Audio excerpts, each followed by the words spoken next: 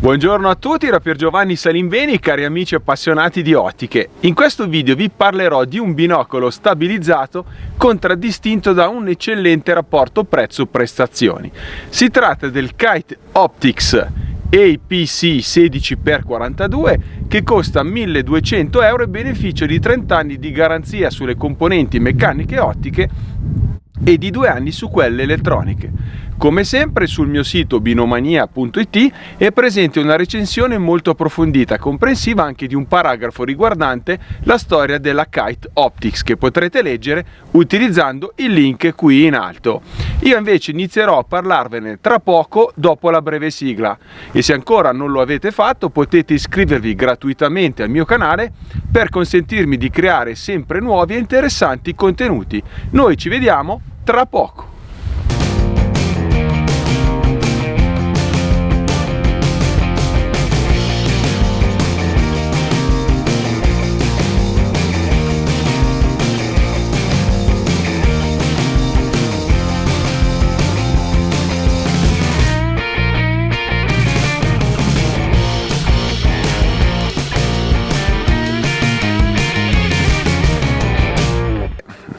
Kite Optics ha preferito inviarmi un esemplare utilizzato dalla stampa, dai tester e dai clienti perché ha voluto farmi analizzare le caratteristiche di questo binocolo stabilizzato dopo che era stato utilizzato per molte ore.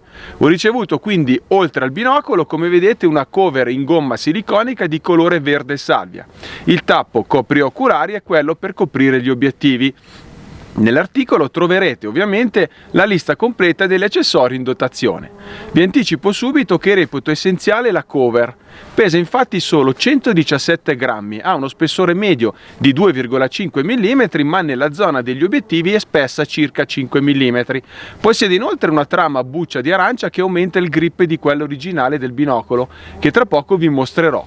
Come potete vedere, questo binocolo non ha una forma classica. Quello che io descrivo ponte di comando è molto ampio, si impugna splendidamente con 2 mani, ma si gestisce bene anche con una. Il binocolo poi è decisamente sbilanciato verso gli oculari e questo concede di affaticare meno le braccia e i muscoli del collo, poiché non sono costretti a compensare il peso degli obiettivi. Le sue dimensioni consentono di spostare le mani e le dita nella posizione preferibile per la gestione della messa a fuoco e della leva che attiva la stabilizzazione. Il Kite Optics 16x42 è ben impermeabilizzato di grado IPX7. Per questo motivo può resistere a una caduta in 1 metro di acqua sino a 30 minuti. È anche riempito in azoto per prevenire la formazione di condensa interna e scongiurare inoltre lo sviluppo di muffe indesiderate.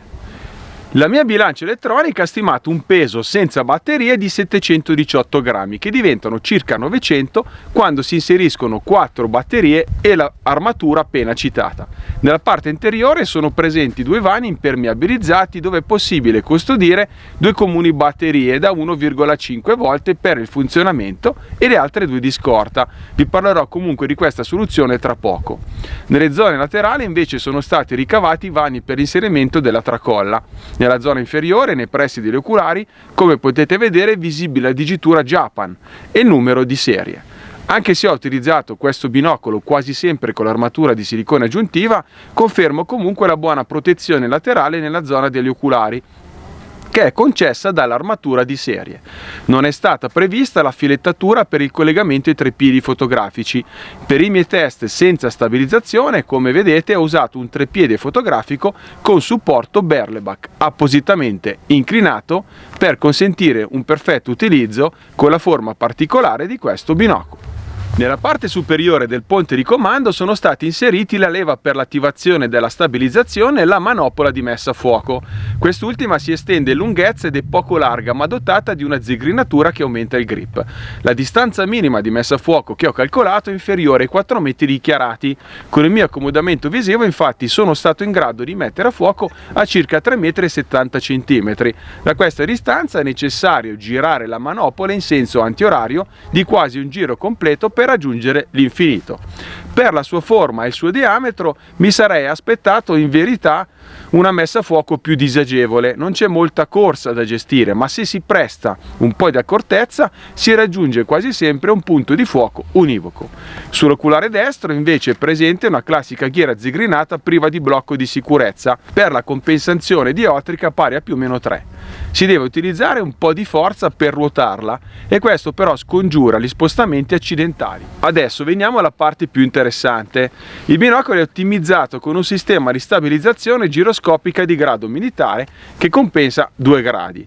È presente la funzione stand-by che si attiva con il binocolo inclinato oltre i 60 gradi, mentre il sistema si riattiva quando l'angolo di inclinazione ritorna ad almeno 40.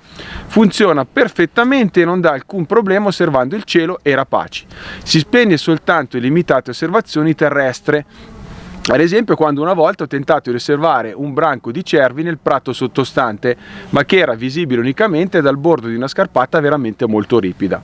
L'attivazione è rapida, gestisce bene anche il panning e mi ha consentito di percepire dettagli lontani in maniera molto soddisfacente, anche se non consente di beneficiare del micro dettaglio disponibile soltanto con lo strumento installato sopra un treppiede fotografico.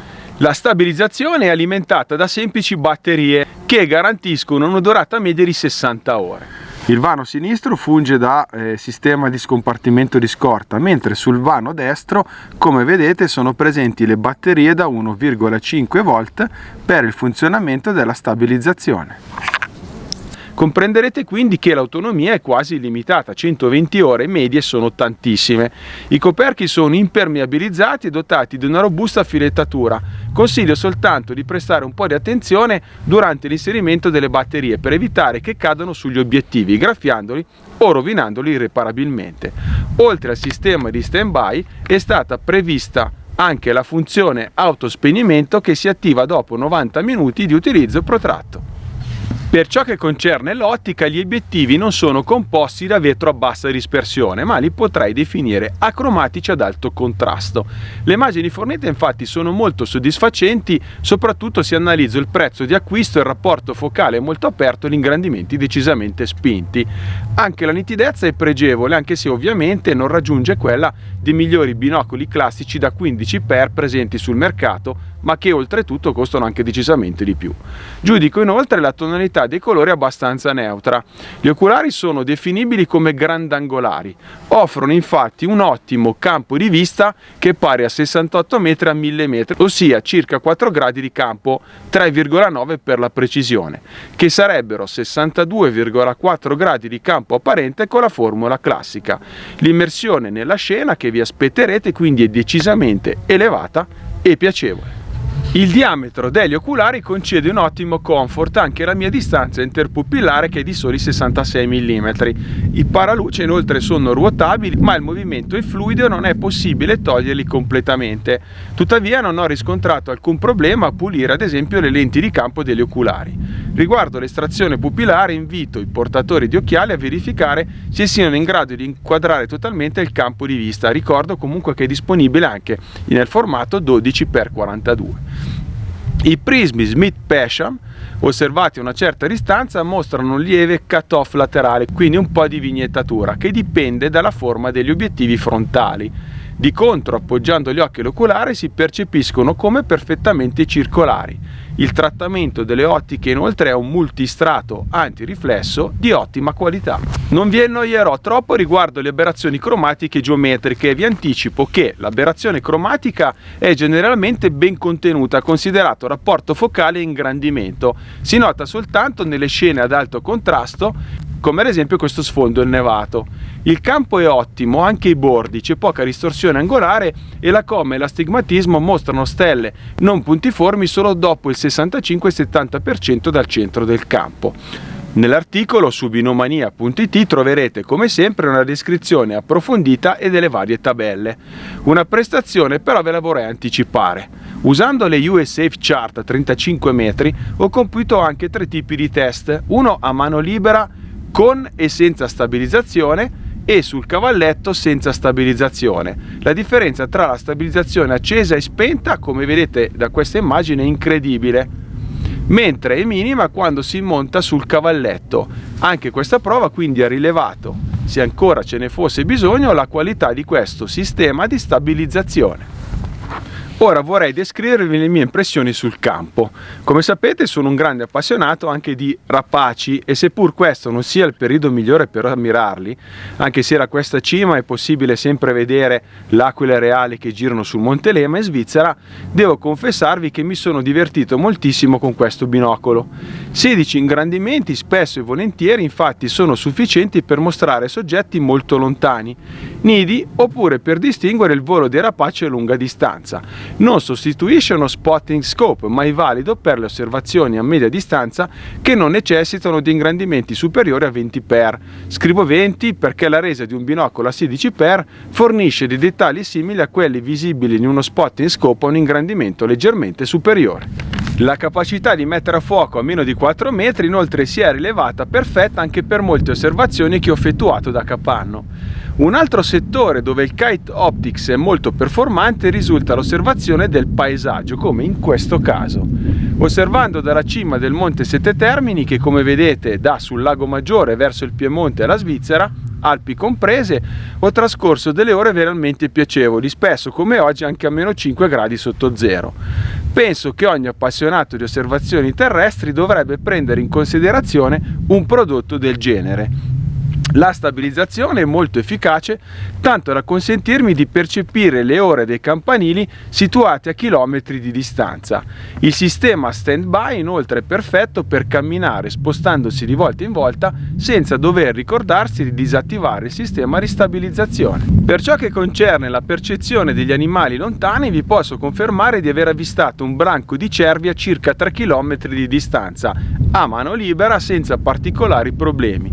Anche in questo caso non può sostituire la potenza di un lungo, che arriva sino a 50-60 per, ma di certo risulta più comodo, maneggevole da trasportare e da gestire in alcuni tipi di attività venatoria o del telecontrollo. Per quanto riguarda l'osservazione astronomica, il Kite Optics APC 16x42 non sarà il binocolo più corretto al mondo, che mostra le stelle perfettamente puntiformi sino al bordo del campo, ma il suo lavoro lo fa e anche bene. Ai bordi, come anticipato, si percepisce un po' di coma e astigmatismo, ma è un piacere osservare a mano libera perché stabilizza decisamente bene. Le stelle al centro del campo di media magnitudine sono puntiformi e l'ingrandimento consente di iniziare a percepire molti oggetti celesti rispetto a quanto può fare un classico 10x50. La nebulosa di Orione M42 ad esempio mostra la sua forma tipica e anche qualche componente stellare. Le Pleiadi sono stupende, così come le stelle delle Iadi. Giove mostra un disco netto con solo un po' di cromatismo residuo e 4 satelliti galileiani. Osservando la Luna invece si possono ammirare anche a mano libera non solo i mari e le catene montuose, ma decine e decine di crateri. Onestamente non ho mai trovato necessario nell'osservazione astronomica utilizzare un cavalletto, semplicemente perché a tal punto avrei usato un piccolo telescopio. La piacevolezza di questo binocolo ritenga sia proprio l'utilizzo a mano libera. È arrivato adesso il momento di parlare dei suoi pregi e dei suoi difetti. Tra i pregi potrei dire il rapporto prezzo-prestazioni ottimo, una ottima stabilizzazione, la durata delle batterie e l'utilizzo di semplici pile da 1,5 volt, il vano integrato per le batterie di scorta, un contrasto più che buono, un buon contenimento dell'aberrazione cromatica per essere un 16x senza V3D. Mostra più dettagli di qualsivoglia ultra blasonato binocolo 8x42 al top della gamma. Tra i difetti, come vi avevo anticipato, il punto di fuoco è un po' critico da gestire a causa della breve corsa e composizione della manopola, ma dopo poche ore vedrete che sarete in grado di comprendere come fare. In alcune situazioni si nota un po' di aberrazione cromatica. Il sistema stand-by, come vi ho anticipato, preclude le osservazioni oltre i 60 gradi. In sintesi ritengo che Kite Optics ha proposto sul mercato un ottimo binocolo stabilizzato, a un prezzo di acquisto che reputo interessante. I 2 gradi di stabilizzazione gestiscono bene anche i 16 ingrandimenti, oltretutto con un consumo delle batterie che è veramente irrisorio. È robusto, ben impermeabilizzato, con degli oculari comodi anche per chi possiede come me una distanza interpupillare un po' stretta. come confermato, non può sostituire il classico binocolo 8x42, ma in realtà ritengo sia uno strumento complementare che in molte situazioni osservative potrebbe non fare rimpiangere l'utilizzo di un telescopio di osservazione, treppiede incluso. Si può sfruttare sia in mezzo alla natura, in alcuni tipi di attività venatoria, nel tiro sportivo e nell'osservazione del paesaggio in quella astronomica. Se dovessi definirlo con una frase, direi che è un valido tuttofare economico e stabilizzato. Vi ripeto il prezzo: il binocolo Kite Optics APC, detto in italiano APC 16x42, costa 1.200 euro e beneficia di 2 anni di garanzia sulle componenti elettroniche, di 30 anni su quelle ottiche e meccaniche. In Italia potete trovarlo ad esempio presso il negozio di Lucchini Marco a Domodossola, che ne ha sempre un esemplare a disposizione per i test sul campo. Io ringrazio Sebastian di Kite Optics per aver fornito l'esemplare oggetto di questo test, lasciandomi libero di citare le mie impressioni personali. Termino qua. Noi ci vediamo come sempre su questo canale, vi aspetto anche sui siti ufficiali che sono www.binomania.it e www.termicienotturni.it. Potete anche venirmi a trovare, se avete voglia, sui social che troverete nei titoli alla fine di questo video.